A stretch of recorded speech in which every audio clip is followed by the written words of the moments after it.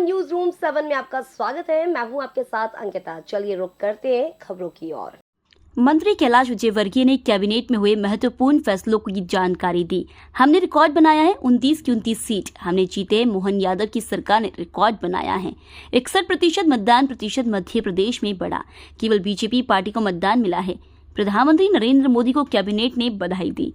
6 मंत्री जो मोदी कैबिनेट में जगह मिली उन सभी को बधाई। मध्य प्रदेश सरकार किसानों के हित में हमेशा काम करती है। बिजली के बिल में किसानों को सब्सिडी सरकार दी है। 24,420 करोड़ की सब्सिडी अलग अलग वर्गों को सरकार दे रही है। सामान्य वर्ग के किसानों को उनका 13,000 करोड़ की सब्सिडी मिलती है। स्वास्थ्य सेवाओं की क्वालिटी बढ़े। प्रमोशन से भरे जाने वाले पद जो खाली हैं उनको सीधी भर्ती से भरे जाएं। 1,214 पद जो सीधी भर्ती से भरे जाएंगे। हुई है और चूंकि इस लोकसभा चुनाव में मध्य प्रदेश ने रिकॉर्ड बनाया है। हम 29 की 29 सीट जीते हैं और मेरा ख्याल है कि मैंने जब से राजनीति प्रारंभ की तब से कभी भी हम 29 सीट नहीं जीते पिछले 40 वर्षों में।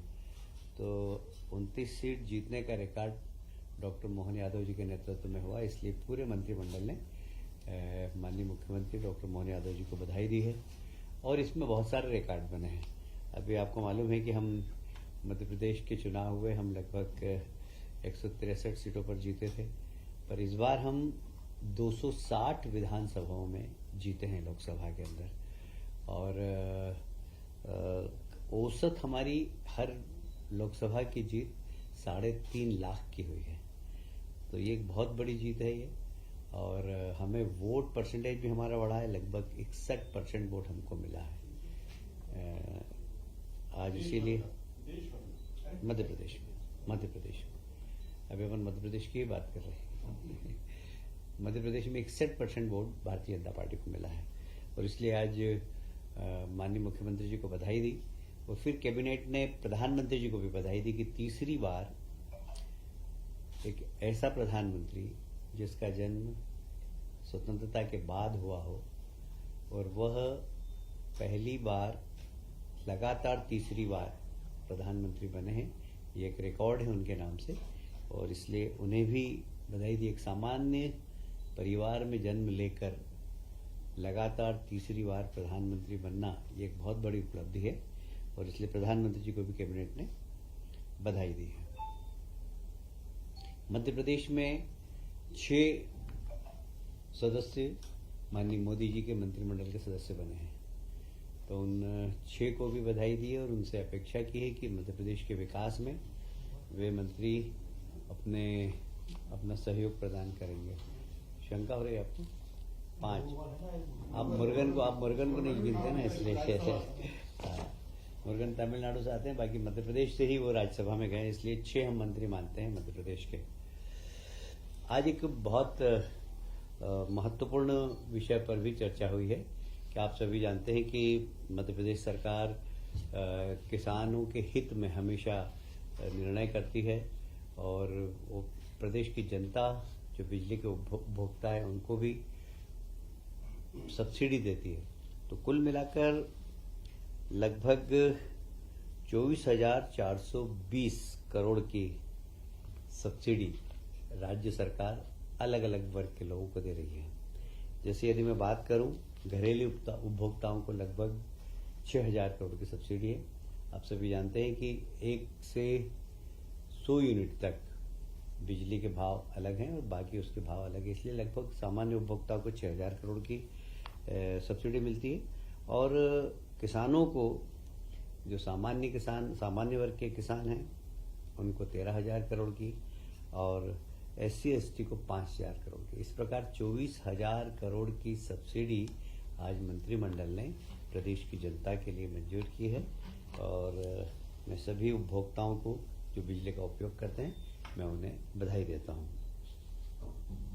माननीय मुख्यमंत्री जी ने निर्देश दिए थे कि हमारे यहाँ जो स्वास्थ्य सेवाएं हैं उसकी क्वालिटी बढ़े और इसके लिए आवश्यकता थी कि कुछ नए पद का सृजन हो।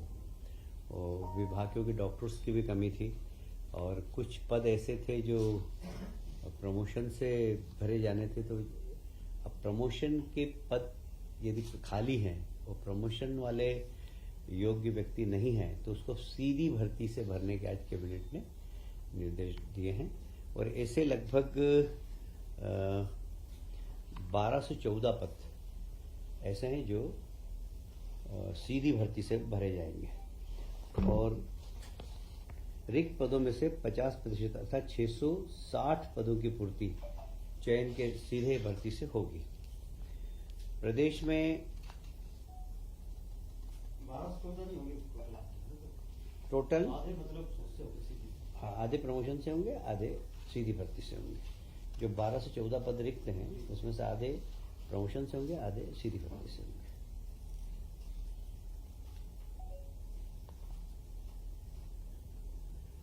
जो भारतीय लोक स्वास्थ्य मानक स्थापित किए गए हैं उसके अंतर्गत नवीन पदों के सृजन की बात आई थी, तो उसमें लगभग 46,491 नवीन पदों के सृजन की स्वीकृति दी है। इसमें तृतीय श्रेणी, चतुर्थ श्रेणी के कर्मचारी और पैरामेडिकल स्टाफ है, जिससे कि हमारे स्वास्थ्य सेवाओं में चिकित्सक के अतिरिक्त जो पैरामेडिकल स्टाफ है उनके भी पदों को सृजन देकर स्वास्थ्य सेवाओं को उन्नत बनाने का जो माननीय मुख्यमंत्री जी ने घोषणा की थी उसको करने का निर्णय आज लिया गया है। आप सभी जानते हैं कि इस प्रदेश में 3 विश्वविद्यालय, एक सागर में रानी अवंतिकाबाई लोधी विश्वविद्यालय, खरगोन में क्रांति सूर्य टंट्याभिल विश्वविद्यालय एवं गुना में तात्या टोपे विश्वविद्यालय, इन तीनों ही विश्वविद्यालय को उच्च शिक्षा विभाग से संबद्ध करते हुए उनकी जितनी भी आवश्यकता है उसकी पूर्ति करने के कैबिनेट ने निर्देश दिए हैं। भोपाल गैस त्रासदी का जो हॉस्पिटल है वहाँ साधारणतया संविदा नियुक्ति के ही डॉक्टर्स रहते थे, हमेशा स्वास्थ्य विभाग से वहाँ प्रतिनियुक्ति पर नहीं जा पाते थे, पर अब उन हॉस्पिटल्स में भी प्रतिनियुक्ति पर डॉक्टर जा सकेंगे, जिससे कि गैस त्रासदी हॉस्पिटल की गुणवत्ता में सुधार हो और वहाँ के लोगों की अच्छी तरीके से सेवा हो सके। आप सभी जानते हैं कि माननीय मुख्यमंत्री जी ने इस वर्ष को गोवंश रक्षा वर्ष के रूप में घोषित किया है। चैत्र की जो गुड़ी पड़वा नववर्ष जो प्रारंभ होता है तब से लेकर अगले वर्ष तक पूरे लगातार यह वर्ष गोवंश रक्षा वर्ष के रूप में मनाया जाएगा। इसमें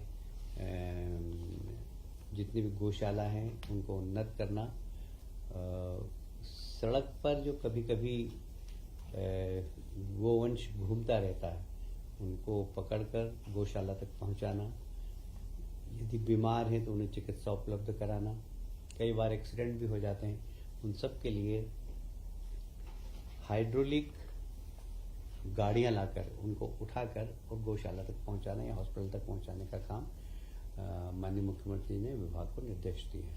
तो गोवंश रक्षा वर्ष के रूप में हम गोवंश की रक्षा करने का संकल्प लिया आज के विषय इतना ही है। यदि आप कुछ पूछना चाहें तो पूछ सकते हैं।